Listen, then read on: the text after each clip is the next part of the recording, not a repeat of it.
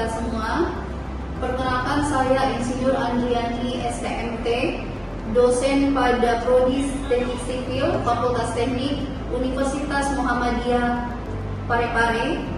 Pada kesempatan ini saya akan menyajikan unjuk kerja Tridharma Perguruan Tinggi pada bidang pengajaran sesuai dengan bidang keilmuan saya.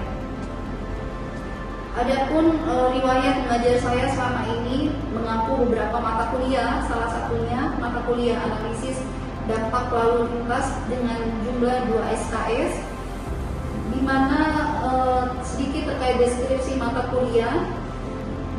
Mahasiswa mampu mempelajari keterkaitan antara pembangunan kota dan transportasi, termasuk di dalamnya kebijakan dan regulasi pemerintah terkait pembangunan, aktor-aktor yang terlibat dalam pembangunan dan pengelolaan kota, dampak pembangunan kota dari segi transportasi, dan konsep pembangunan yang berkelanjutan. Assalamualaikum warahmatullahi wabarakatuh. Waalaikumsalam warahmatullahi wabarakatuh. Hari ini kita akan masuk untuk pertemuan pertama pada mata kuliah analisis dampak lalu lintas. Lalu lanjutan, sebelumnya kan kita sudah pernah mendapatkan mata kuliah analisis dampak lalu lintas. Sudah pernah kan di semester sebelumnya? Dan ini kita akan lanjut dengan analisis dampak lalu lintas. Oke, sebelum kita mulai, untuk berdoa sejenak.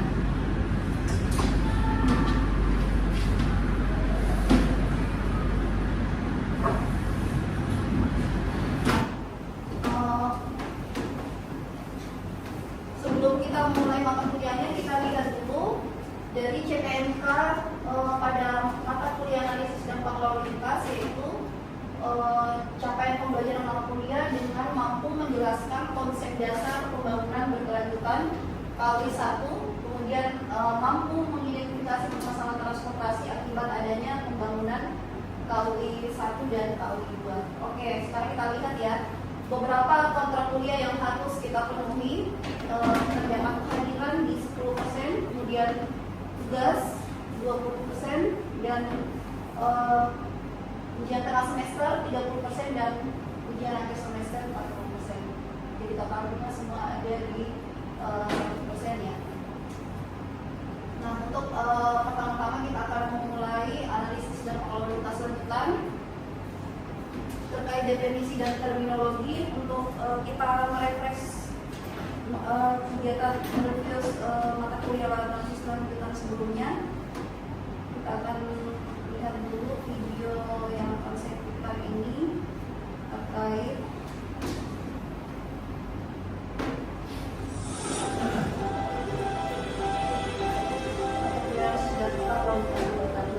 yang kita saksikan ini adalah lokasi PT Makassar Teknik yang berlokasi di kawasan penunjangkan dari industri Panakue. Ini adalah kegiatan industri perdagangan yang dilakukan analisis dampak lalu lintas.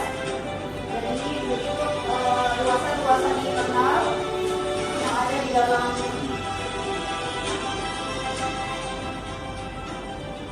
lokasi internal tersebut. Kemudian ada gudang bahan, kemudian bagian industri. Jadi kalau kita lihat lokasi eksternal ya, jadi yang di dalam ini masih merupakan lokasi internal pabrik tersebut di PT Timah Makassar. Nah, untuk analisis dampak lalu lintas sendiri, yang lokasi internal memang semuanya harus kita pelajari ya. Kita harus tahu lokasi internal apa saja daerah-daerah termasuk di dalam. Karena ini yang akan menjelaskan dan memungkinkan kita bahwa ini adalah lokasi luas efektif, luas lantai bangunan efektif dan yang bukan. Nah, ini adalah simpang terdampak di lokasi eksternal. Kalau kita lihat jalan utama atau Insinyur Sultan ini merupakan jalan akses utama yang dilalui untuk keluar masuk kendaraan.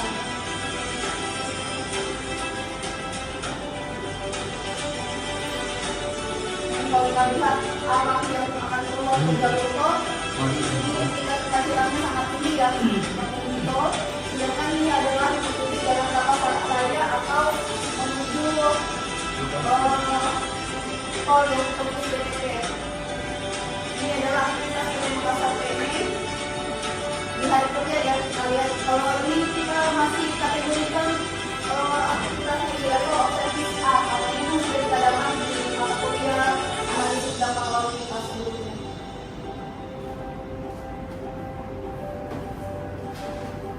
Ini merupakan aktivitas penuh pada hari kerja.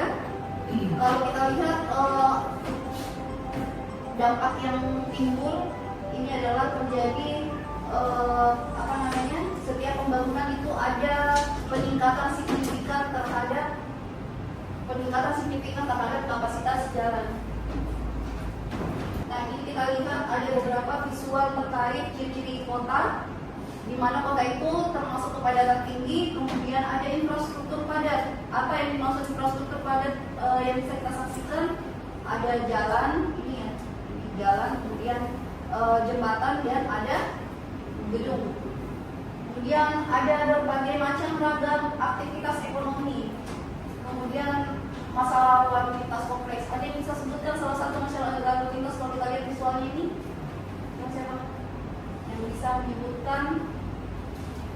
Kalau kita lihat visual ini berarti apa? Ya, kemacetan itu salah satu masalah lalu lintas kompleks ya. Nah, sekarang kita ke refleksi pembangunan kota, di mana tujuan pembangunan kota yaitu meningkatkan kesejahteraan. Kemudian yang kedua, pemerataan ekonomi dan sosial, dan ketiga, penataan ruang yang efisien. Nah, yang mana dikatakan meningkatkan kesejahteraan? Kalau kita di kota, meningkatkan kesejahteraan itu misalnya ketersediaan lapangan kerja. Kemudian apalagi misalnya kalau kita di kota kayak seperti kita ini, misalnya dari lokasi tempat lahir atau di kampung kita mau kuliah di kota, itu tujuannya untuk mendapatkan pendidikan yang layak. Itu salah satu ya. Kemudian ada lagi pemerataan ekonomi dan sosial. Nah, pemerataan ekonomi dan sosial, kalau misalnya kesejahteraannya baik, maka pemerataan ekonomi dan sosialnya juga baik. Kemudian ada lagi penataan ruang yang efisien. Jadi memang seharusnya satu kota itu dikembangkan harus ada RT, RW atau rencana tata ruang kota dulu, baru pembangunannya, baru membangun. Pola pembangunannya sebaiknya kita mengikuti dengan rencana tata ruang yang telah dibuat oleh pemerintah terkait dan stakeholder terkait. Kemudian agar nanti pembangunan kedepannya itu sudah sesuai. Jadi biasa kalau kita lihat ya, untuk pembangunan itu rumah, kalau di jalan nasional jarak sempadan jalan ke rumah itu sebaiknya minimal 15 meter. Jadi tidak boleh membangun maksudnya dekat sekali dengan garis sempadan jalan. Makanya nanti kalau ke depannya sebenarnya itu daerah milik jalan daerah milik jalan, tetapi karena tidak sesuai dengan syarat pembangunan, kita tidak mengikuti, itulah yang kena penggusuran ya. Makanya banyak biasa masyarakat yang protes bahwa ini mungkin kita bisa lihat kasusnya pernah yang di jalan Sudirman ya. Sudirman itu kemarin agak lama untuk perbaikan jalannya karena banyak masyarakat yang tempat tinggalnya kena masuk di daerah penggusuran, padahal sebenarnya itu adalah daerah milik jalan. Jadi sebenarnya yang membangun kita yang salah ya, karena membangun masuk di daerah milik jalan. Karena jalan itu kalau kita ada penambahan kapasitas lalu lintas, otomatis 5-10 tahun ke depan itu jika di RTW sudah diatur bahwa nanti ada pelebarannya, jadi pelebaran itu bisa membantu untuk penambahan kapasitas jalan.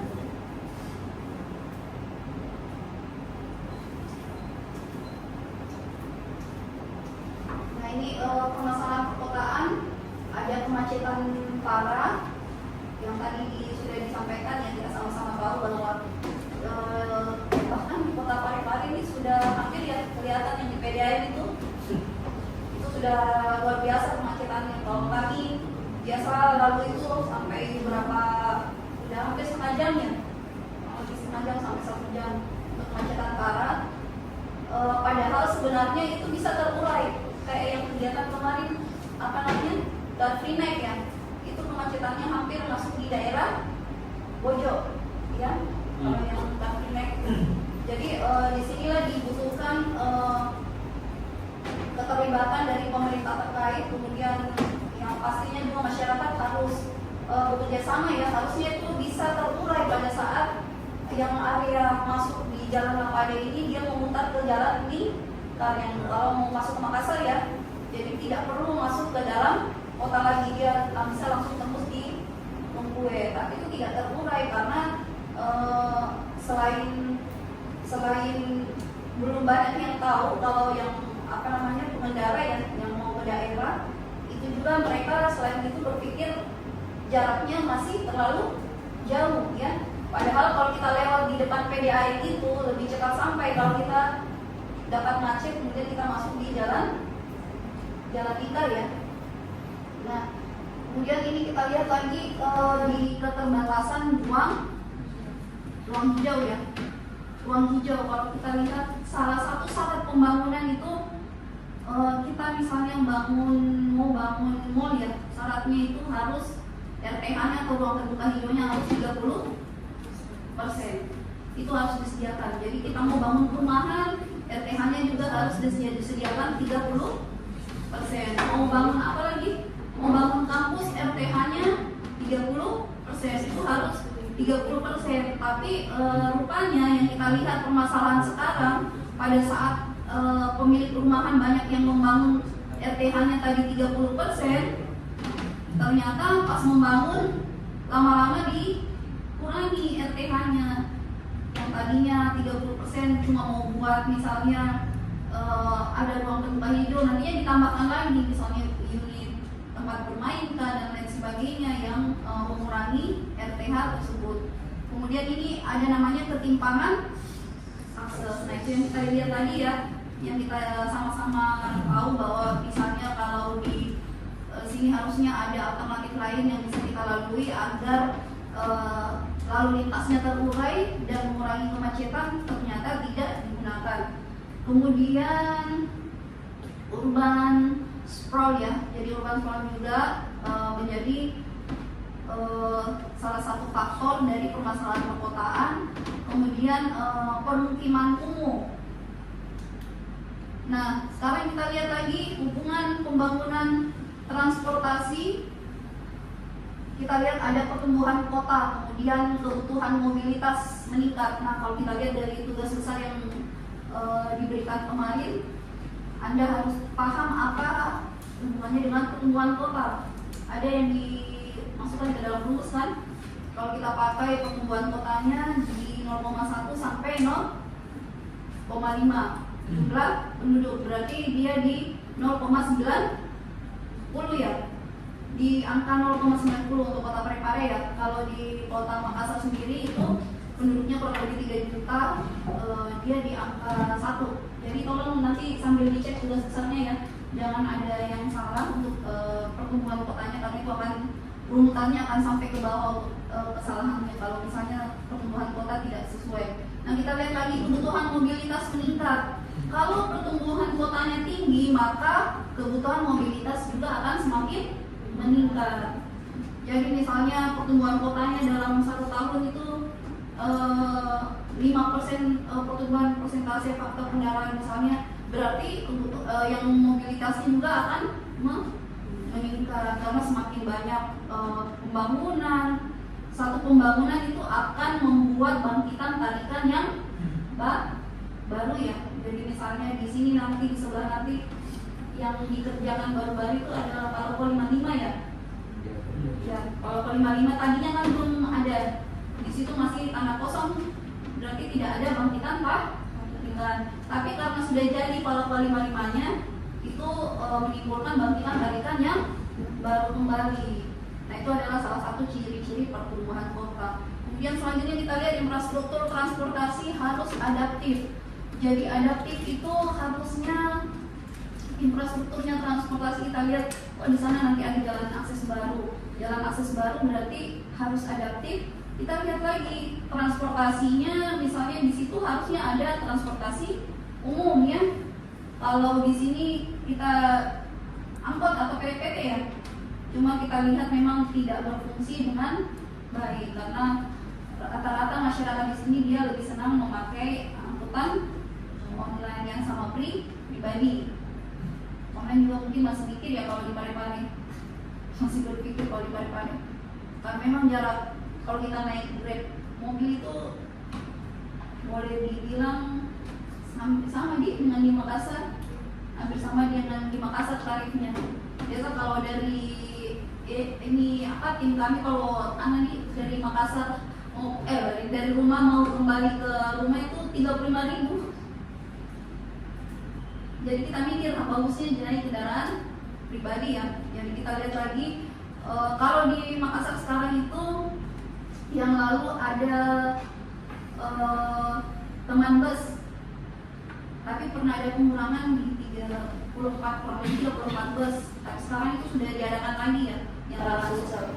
Jadi ada kemudahan untuk mahasiswa, tapi itu untuk S1 kalau kita ke kampus luar dari rute ambil di Mall Panakukang itu ke kampus luar. Kalau untuk selain S1 ya, kalau S1 itu cukup lihat memperlihatkan kartu mahasiswa itu bayarnya cuma 2.000. Tapi kalau di luar anak S1 itu 4.600. Itu lumayan ya kalau kita pakai di untuk memudahkan. Nah, memang untuk menunggunya kita harus sabar, kadang 10 sampai 15 menit baru busnya datang. Nah, kita lihat lagi lalu lintas sebagai indikator dinamika kota. Lalu lintas sebagai indikator dinamika kota merupakan tolak ukur ya satu dinamika kota. Kalau kita lihat di kota-kota besar yang lalu lintasnya baik, maka kotanya juga sangat baik ya, artinya kemacetannya bisa diminimalisir. Kemudian apalagi yang berhubungan dengan kemacetan otomatis polusinya juga ya. Kalau kemacetannya tinggi, polusinya juga meningkat. Nah, kita lihat lagi.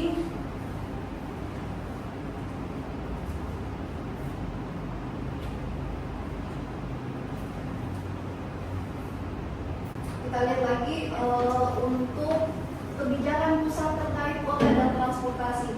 Nah, untuk analisis dampak lalu lintas sendiri, kita tahu bahwa kebijakan peraturan undang-undang itu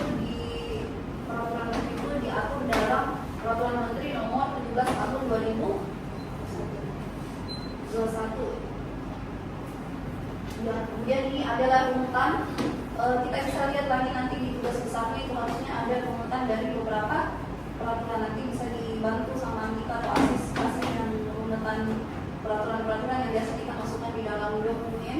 Kita lihat ya, kalau untuk kebijakan pusat terkait kota transportasi ada Undang-Undang Nomor 26 Tahun 2007 terkait penataan ruang, di mana undang-undang ini mengatur tentang perencanaan, pemanfaatan, dan pengendalian tata ruang wilayah nasional, provinsi, dan kabupaten kota. Jadi kalau kita diminta untuk buat analisis dampak lalu lintas itu harus sesuai dengan kebijakannya. Jadi misalnya kalau kita di jalan nasional itu kebijakannya di kementerian ya. Kemudian kita masuk provinsi berarti kita kebijakannya di tingkat provinsi, dan kabupaten kota itu kebijakannya di kabupaten kota. Jadi misalnya ada kerusakan jalan, ada masalah kemacetan dan lain sebagainya, kita tidak boleh sembarang mengklaim. Misalnya kalau di jalan Ahmad Yani ini ada yang protes kenapa dari dinas perhubungan kotanya tidak mengatur dan lain sebagainya, tidak memperbaiki dari PUPR-nya dan lain sebagainya, karena itu semua punya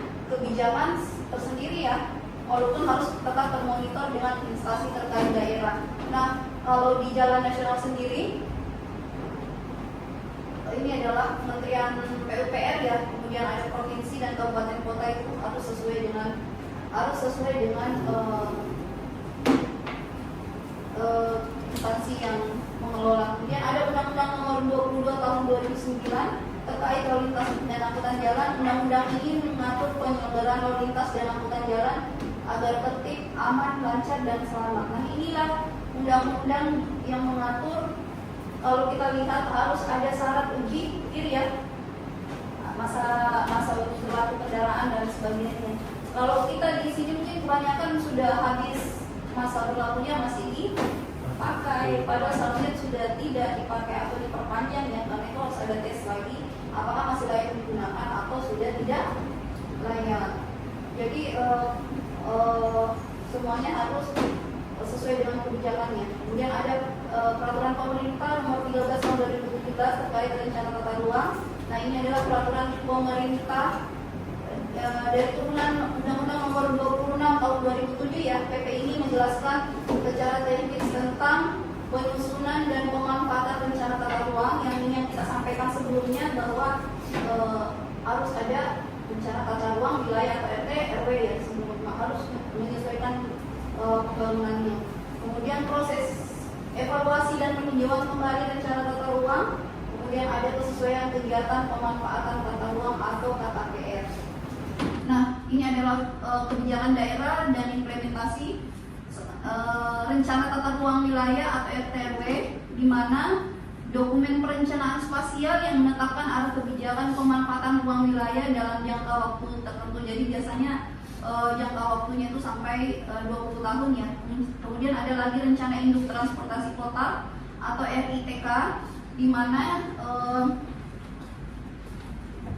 RITK adalah dokumen perencanaan jangka panjang 15 sampai 20 tahun ya, yang memuat kebijakan dan strategi pengembangan sistem transportasi perkotaan. Kemudian terkait Perda Transportasi Daerah, di mana Perda ini merupakan aturan hukum daerah yang mengatur pelaksanaan kebijakan transportasi di wilayah provinsi atau kabupaten kota, dan yang ini yang biasa dibuat ya sebagai keberlanjutan perizinan AMDA ya, analisis dampak lalu lintas, yang kita tahu kalian juga sementara mengerjakan untuk tugas besarnya, sehingga esensi yang kita sampaikan itu terkait analisis dampak lalu lintas itu bisa kalian pahami ya, bukan hanya secara teori tapi memang mengerjakan sedetail mungkin dalam tugas besar. Nah, Andalari itu sendiri merupakan kajian teknis untuk menilai dampak lalu lintas dari suatu rencana pembangunan atau kegiatan.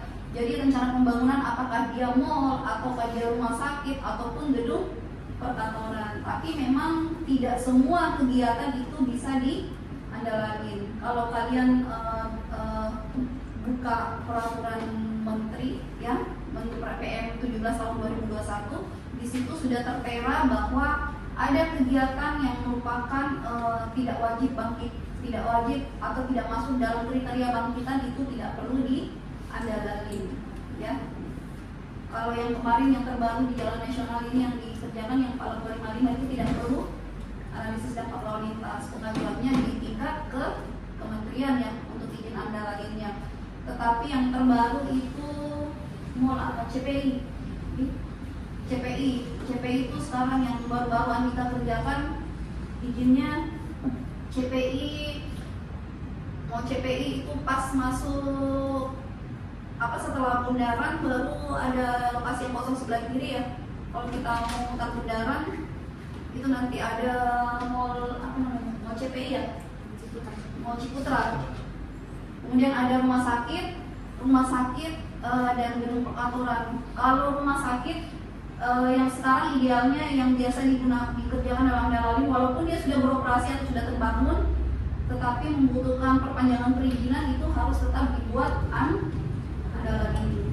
Tetapi idealnya pembuatan Andalari itu sendiri sebaik-baiknya harus dikerjakan sebelum atau sama sekali existing itu belum ada pembangunannya.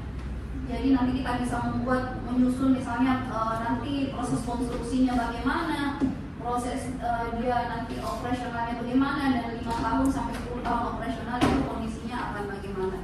Nah, gedung perkantoran juga kalau kita lihat realitanya di kota Parepare sudah banyak yang mengerjakan Andalarinya.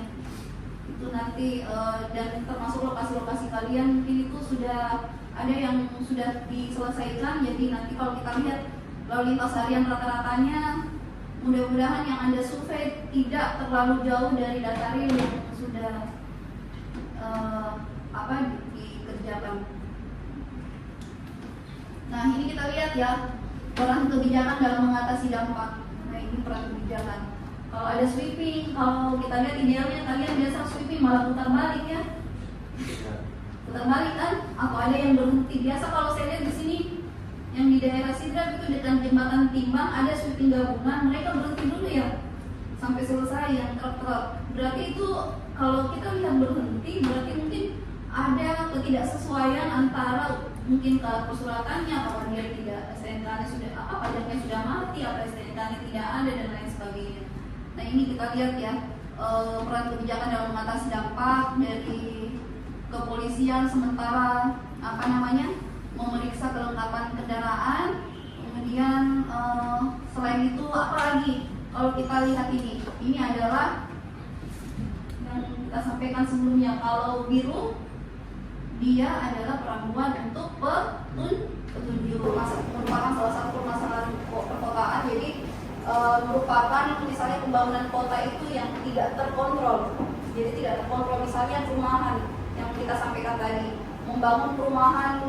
Kalau di daerah kita ini banyak yang bangun perumahan itu di perumahan subsidi misalnya ya, di daerah-daerah yang sebenarnya harus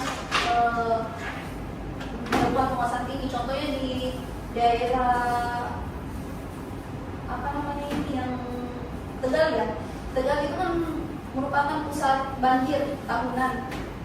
Makanya di sana kenapa dikatakan tidak terkontrol, karena sebaiknya di sana merupakan daerah serapan air atau harusnya dimaksimalkan untuk ruang terbuka hijau. Tapi ternyata faktanya mereka membangun pembangunan rumah, sehingga beberapa perumahan di situ justru ada yang tidak terjual sama sekali atau tidak ditempati sama sekali, karena sampai sekarang juga banyak yang sudah mulai ada yang meninggalkan lokasi tersebut ya, karena pada saat banjir tahunan lokasi tersebut merupakan daerah paling parah terkena banjir. Jadi itu adalah selain perumahan, apalagi misalnya yang tadi kita sampaikan juga, harusnya di bahu jalan tidak menambah bangunan dan lain sebagainya, itu mereka masih memakai daerah sempadan jalan atau menggunakan bahu jalan atau trotoar ya. Kalau sekarang di sini dibuat trotoar itu untuk jalur pejalan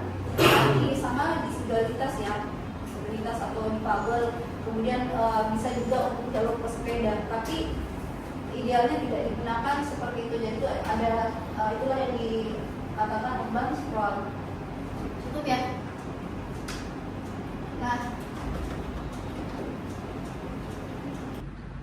Nah ini kita untuk penutup atau refleksi. Jadi kita bisa menyimpulkan apa saja dari kegiatan hari ini, presentasi hari ini. Kalau kota dan transportasi adalah sistem yang saling terkait. Kemudian ada pembangunan tanpa perencanaan lalu lintas bisa berpotensi menyebabkan dampak negatif dalam jangka panjang ya. Kemudian ada kolaborasi dan kepatuhan regulasi yang merupakan kunci dari akses. Jadi kerjasama, kemudian ada kepatuhan terhadap peraturan-peraturan yang dibuat, itu adalah kunci sukses dari lancarnya lalu lintas, terutama untuk transportasi kota. Oke, sekian untuk hari ini. Terima kasih. Jika ada salah kata, mohon untuk dimaafkan, dan untuk kita lanjut di pertemuan selanjutnya di minggu depan. Terima kasih. Assalamualaikum warahmatullahi wabarakatuh. Waalaikumsalam warahmatullahi wabarakatuh.